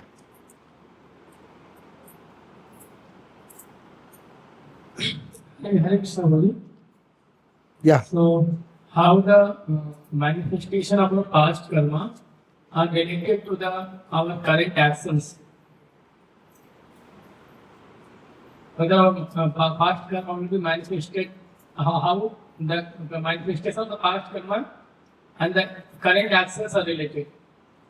Like somebody said that, like we have to endeavor to manifest our past karma. Without endeavor, past karma will also not be manifested in that sense. Correct, yeah. So how they are related? Okay. Nahi suptasya simmasya pravishakanti mukhe mrugaha karyamane nisiddhanti nahi manoratha. The Mahabharata says that even if the king is the lion of the jungle, It's not that a deer is going to come into its mouth. It has to chase. It has to be competent. So, in general, most of the times, whenever some phala comes, that phala is a result of karma and daiva. That means karma is the present action that we did, and daiva is their past destiny, their fortune. Now, how much it might be? Now, it could be 95% karma and 5 daiva. It could be 95 daiva and 5 karma. It could be 50-50 both. It could be a wide range. Now, if a person has been successful for a decent amount of time, not just like a flash in the pan, person has been successful for 5 years, 10 years, 20 years, 30 years, then it is not generally because of entirely that daiva. Because if that person is not doing good actions right now, then they will not succeed for a very long time. Like in tennis, sometimes what happens, some player with a mediocre talent, that person goes and maybe wins the Wimbledon. This happens especially in women's tennis. In men's there is much more competition and a lot of top players are there. Women's tennis right now at least is a little unstable. So as a player who might be unseeded, that player may go and win the whole tournament. How does that happen? All the top seeds that are there, they are eliminated by other players, and then she has a very straight path. Now, it could be that she is a very talented player and she wins future matches also, in future tournaments also. But after that, otherwise, that's one flash in the pan and she can't win anything afterwards. So then that particular win, you could say that was destiny. But if somebody is repeatedly winning tournaments, then you cannot say it's destiny. They have also worked hard. Because in general, the world is a tough place. And if a person does not have competence, they can't last at the top for long. Now you could say somebody might just born wealthy and they stay wealthy. That's a different thing. We're talking here about somebody doing something and achieving something as a result of that. So our karma is important. That in general, past, when we say daiva comes in the form of certain seeds. And those seeds have to be developed by us, have to be nurtured by us. If we don't do that, we won't get the results. So our present karma does matter. It is important. So now, is it possible that somebody might have the destiny but they do not get the results? Well, yes, it happens all the time. If we consider there is talent. Now, talent could be in any field. Talent could be in cricket, talent could be in math, talent could be in computers. Now, does talent itself lead to achievement? Now, talent, ideally speaking, should lead to achievement. But there's something more that is required. Talent plus commitment. So Krishna talks about this, that in Adhishtanam tatha karta karanam cha pratak vidha vividhascha pratak cheshta daivam chaivatra panchavam. So karanam is the senses. We have certain talents. Somebody may have a great singing voice. Somebody may have a great hand-to-eye coordination that they can hit shots like anything. So they have great batters. But then they also need commitment. That is cheshta. Cheshta is the endeavor that they put in. So generally, we all have probably seen or heard of people who are wasted talents. That means that they had a lot of talent, but maybe they're too temperamental, they got into some bad habits or whatever, and they just didn't succeed. So, we could say, by destiny, they had the talent, and they could have got to the achievement, but they didn't do the present karma. Daiva was there, but the karma was not there. If you see in the history of Indian cricket, when Sachin Tendulkar came in the limelight, there was one more player from Mumbai who was also very sensational. He was Vinod Kamble. And both of them had done some enormous record-breaking partnerships when playing for Mumbai. And both of them burst on the international stage more at the same time. But then Kamble, fame and wealth went to his head and he became a bit arrogant. He got into alcoholism. And then he just lost the plot completely. And I think a few months ago, it was in the news that he's now on the verge of poverty. And he was appealing to the BCCI to provide some pension or something for him. So now this is not to criticize him as a person. But my point is that he was extraordinarily talented. But for whatever reason, he didn't have the commitment. So that means destiny may give us the talent. That's why like somebody may get seeds, but they have to make the seeds into the harvest. So sometimes karma may just, so that's why I would differentiate between achievement is not the same as fortune. So fortune may come without any endeavor by someone. Fortune means what? Like, somebody is not really a very good player, but all the players at a particular time get injured. And this person becomes selected as an international player. They get to play 1 or 2 matches, they do something, but after that they are dropped and they go away because they just didn't have the talent. So fortune might come by destiny, but achievement generally does not come by destiny. Achievement requires some talent which comes by destiny. Arjuna had phenomenal talent in the archery, but Arjuna was also committed. Arjuna was the best archer, not just because he had the greatest talent, but because he worked harder than the other students. He's one of the reasons his name is Gudakesh is that what he would learn during the daytime from his teacher, he would practice all night. Practically will not sleep at all. And that's how he became such a great archer. Okay?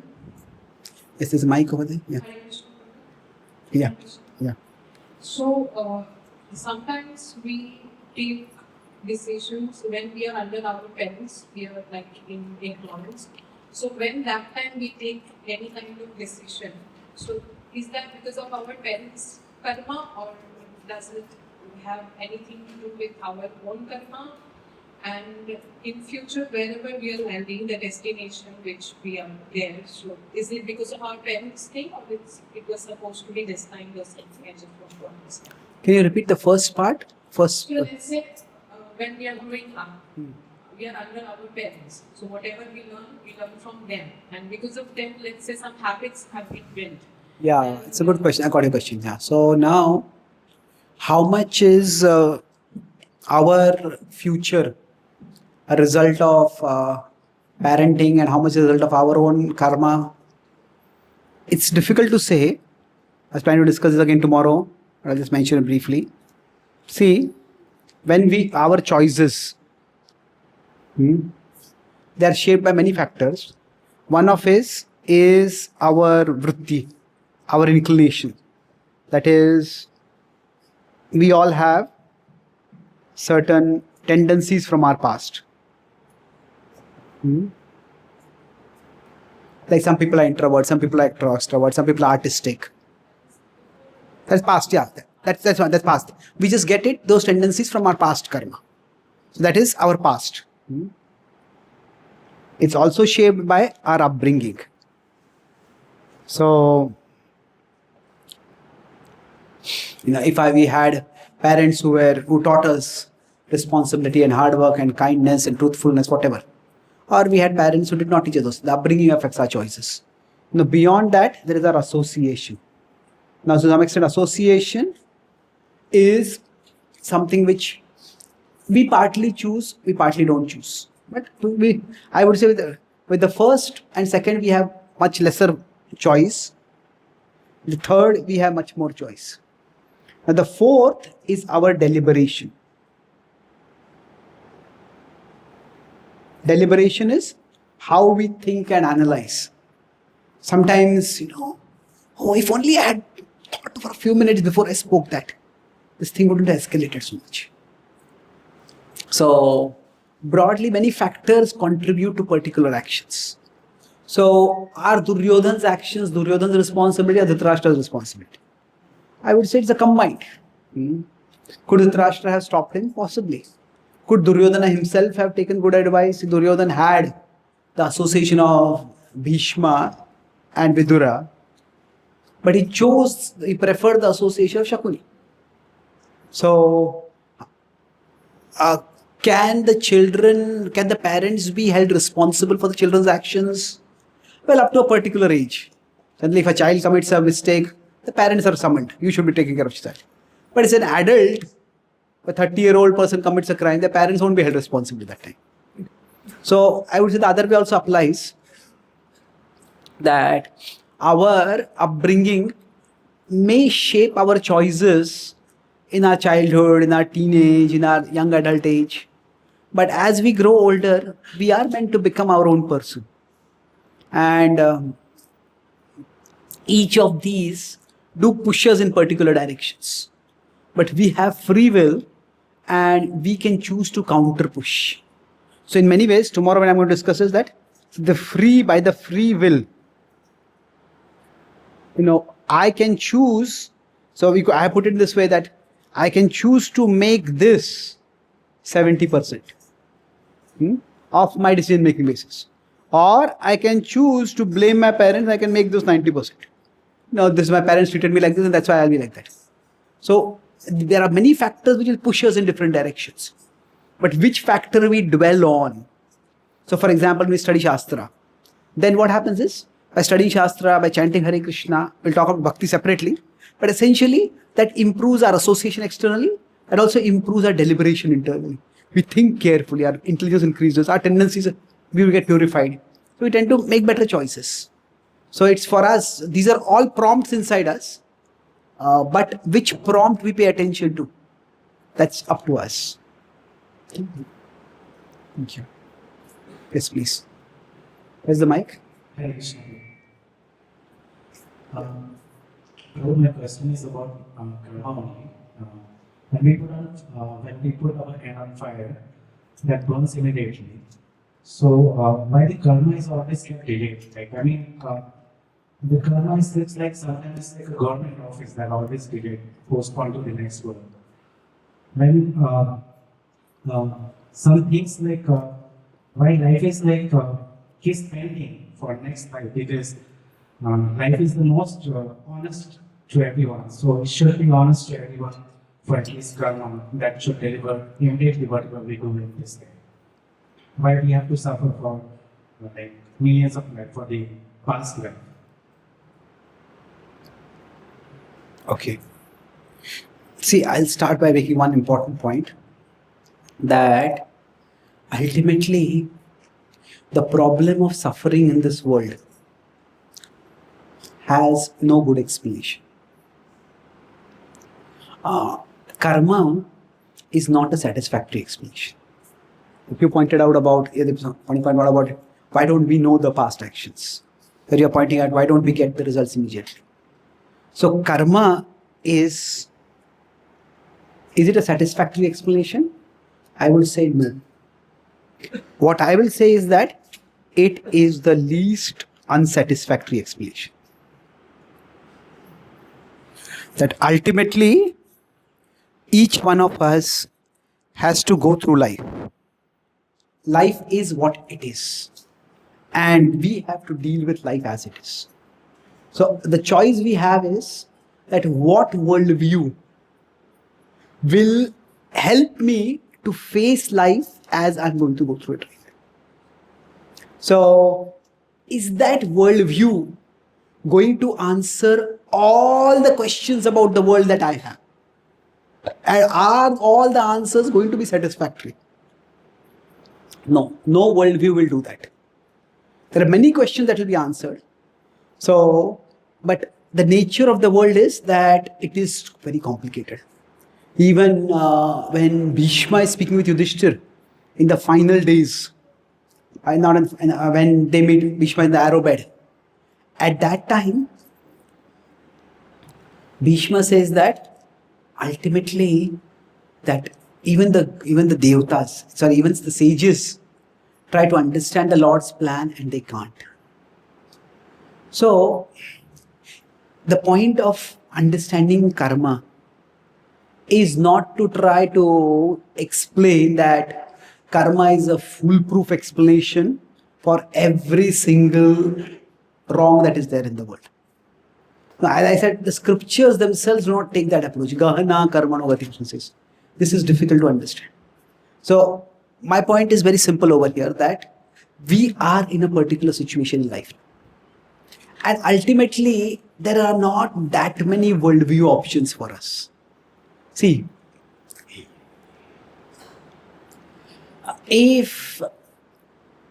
what are the broad worldview options for us? That say, if I am here and something bad has happened to me. So, what are the options for me to consider? That this bad has happened to me because of the world. The world is a bad place. This happened to me because God is a bad place. It is because I have done something bad. Ultimately, there's only three options for us. So, now, if the world is a bad place, we are doomed. If God is a bad person, we are doomed. Isn't it? So, both these worldviews are worldviews that will only increase the darkness in our life. Now, if I have done something because of which I am getting the situation right now in my life, then I have the power to make better choices. And by making better choices, I can create a brighter future. So, in that sense, this is the best among the worldviews that are available for us. Is there any other? I have studied quite a few philosophies trying to understand the problem of evil specifically. The problem of evil is what Western theology talks about as why does bad happen in a world that is governed by a good God? So there are very, very few answers actually. And so now, is it that every single suffering that we can go through is explainable to its fullest degree based on our own past karma? Maybe, maybe not. But the point is that to the extent it is explainable by our actions, to that extent we can make a difference. But if we start thinking that, okay, either God is unfair or the world is cruel, then what are we going to do at the end of it all? There is nothing we can do. That's why it's best. So this is, I would say, a broader picture of the answer. Now, having said that, let's come to a specific question. That when we face difficulties in life, why don't the results come immediately? Is it like the Indian government? It's a good example. I would say karma is subtle. Subtle means what? That actions, when they give results, sometimes we compare it to the laws of Newton's third law of motion. To every action, there's an equal opposite reaction. That is true, but karma is also in terms of experience, intent, consciousness. So when somebody has done an action, what is an equal and opposite reaction? So how do we determine that? Sometimes it may seem that it's not an equal and opposite reaction. Like somebody eats beef, for example. Some places in scripture, it is said that as many hair as there are on the body of that cow, that many times that person will suffer the fate that that person is subjected to the cow to. Now, is that a literal statement? Is that a statement meant to create the sense of gravity in our mind? It's a question that could be deliberated. But my point is that equal and opposite, this, because it's in the domain of consciousness, it's subjective. It's not very clear cut. So the point is that when a particular result comes upon us, that may require a particular circumstance for us to be. Say if we have betrayed someone and that person trusted us a lot. Maybe we were the most important person in that person's life and we betrayed that person. Now suppose we had a dozen casual relationships and we didn't really feel bad also about betraying that person. but we could have destroyed that person's world. Now, for us to get the karmic reaction for that, it may be necessary that we come to a place in our life where some other person becomes our whole world, and then that person betrays us. Now, that person may not be there right now in our life. So, the reaction for that karma could come distributed with 10 other people, 10 other small people betraying us in different ways. But it may have to come in different ways. So, if you see in the normal justice system also, is it that we punish people in the same way? If somebody had stabbed someone to death, will the government say, we'll stab you to death? No, the government doesn't do that, isn't it? There is karma, that is justice system. So justice has to be, even if you think of karma as justice, or it's meant to teach us accountability, that requires time and circumstance for us to be able to experience the kind of pain that we may have caused the other person. And that's why not all reactions to karma can come immediately. And one more point is that, see, there is good karma and there is bad karma. And the point of good karma is to buffer us from bad karma. That is the point of good karma.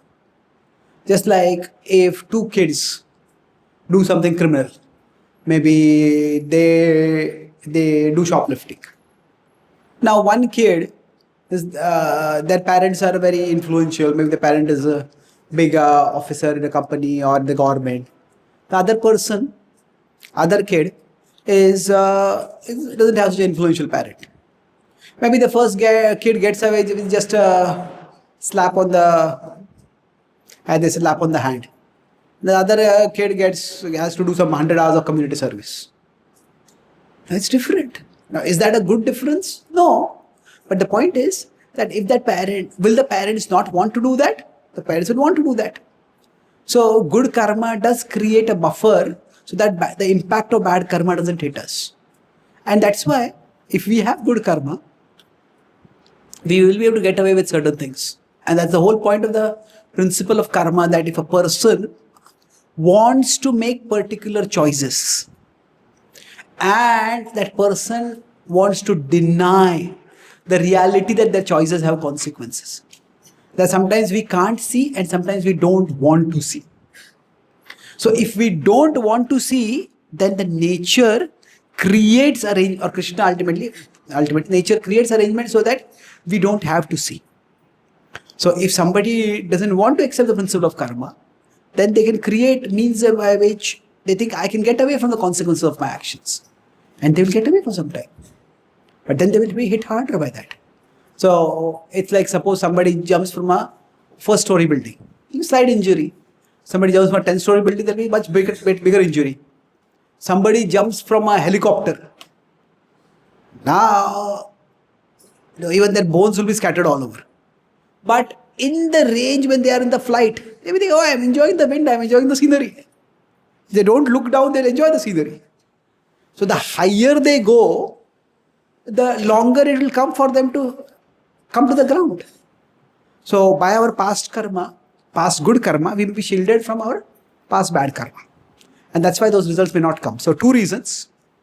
First is, so three things I said basically. First is that karma is not an exhaustive explanation for everything in this world. There's no such exhaustive explanation. Second is that sometimes some results of bad karma may require us to be put in a particular situation. And that situation may require time for us to come. And third is that sometimes some past good karma may shield us from the results of past, from our own bad karma. And that's why we will not get results immediately. Okay.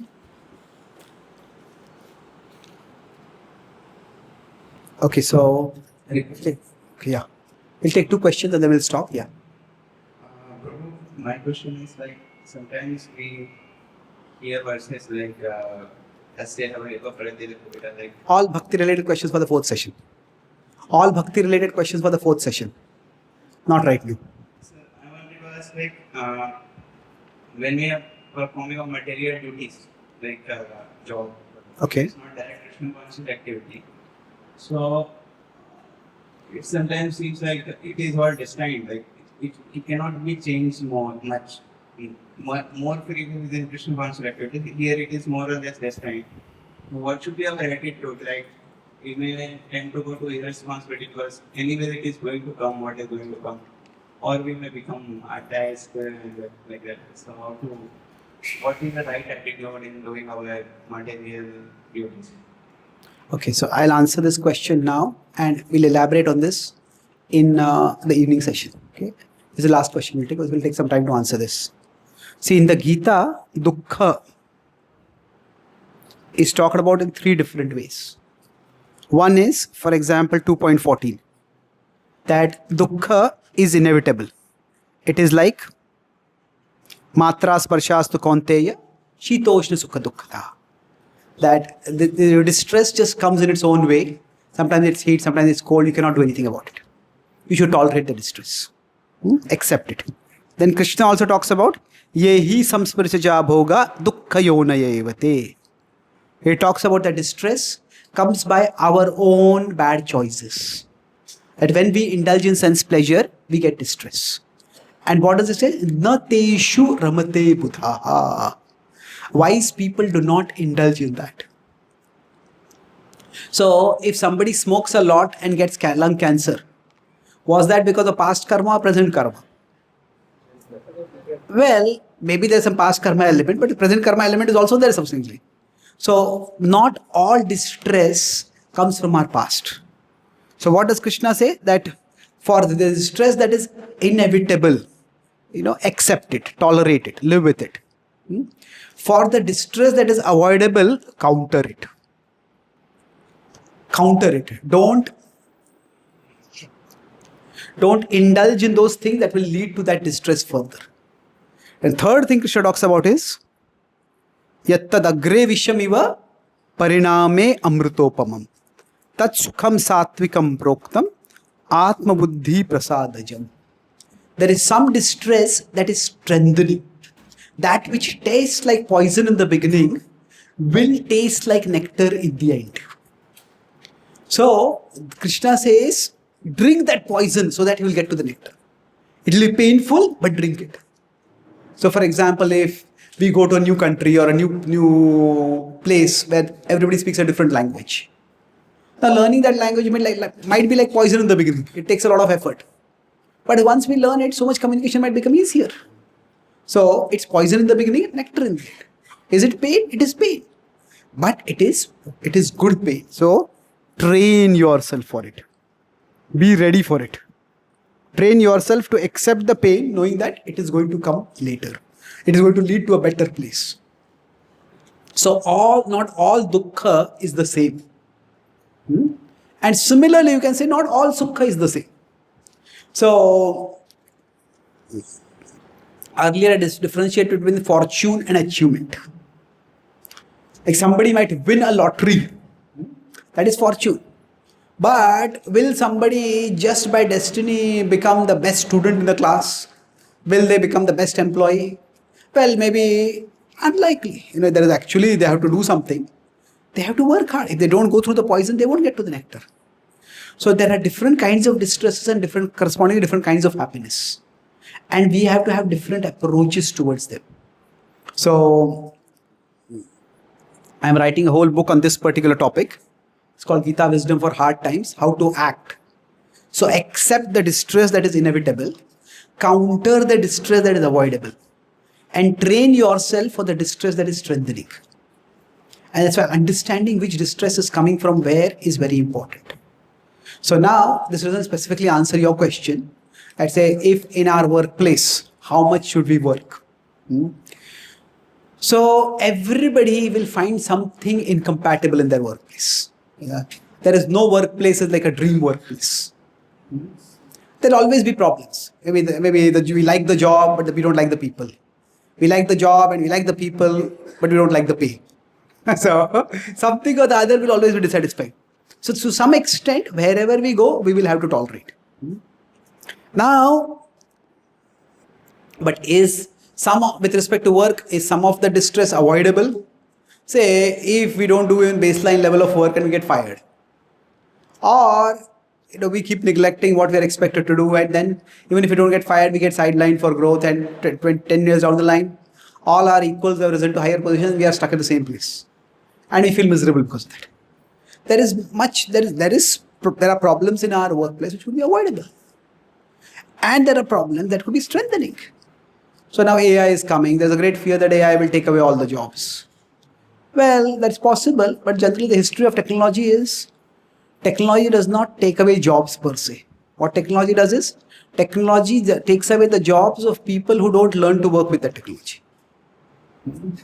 So now prompt engineering is becoming a whole field in itself. How to work with AI. So now, should we say, okay, whatever just is going to happen and not learn AI, not learn how to work with AI? That's what our field is requiring? No, that's strengthening. So we have to carefully evaluate using our buddhi. Krishna says intelligence in the mode of goodness is what is required for decision making. So pravrittim cha nivrittim cha karya karye bhaya bhaye bandham moksham cha yavetti buddhi sa partha satviki. So what is sattvic intelligence? Krishna says that pravrittim cha nivrittim cha. What do I have inspiration to do? What do I not inspiration to do? Consider that as one factor. Karya karye. What is my responsibility and what is not my responsibility? Bhaya bhaye. What is it? Am I being driven by fear to do something, or am I being driven by recklessness to do something? And bandham moksham cha yavetti. Will doing this actually entangle me more, or will doing this lead me to a freer place in the future? So for example, if somebody decides, let's consider this the last part over here, that if somebody says, okay, I got this opportunity for getting a promotion, and that means that I can earn more money, I can rise faster in my career. Now, is that leading to bandham or moksha? Is it going to lead to more entanglement, or is it going to give me financial freedom in the future? It could be both. Maybe it's going to lead to more entanglement for the next 5 or 10 years. But maybe after that I can retire, I can take a less demanding job, I can become a consultant. So each of us has to take responsibility for our decisions. So not everything is destined, but not everything is in our hands also. So careful deliberation is required for decision making. Okay. So thank you very much. Srila Prabhupada ki jai, Srimad Bhagavad Gita ki jai, Gaura Bhakta Vrinda ki jai, Gaur Premanandi.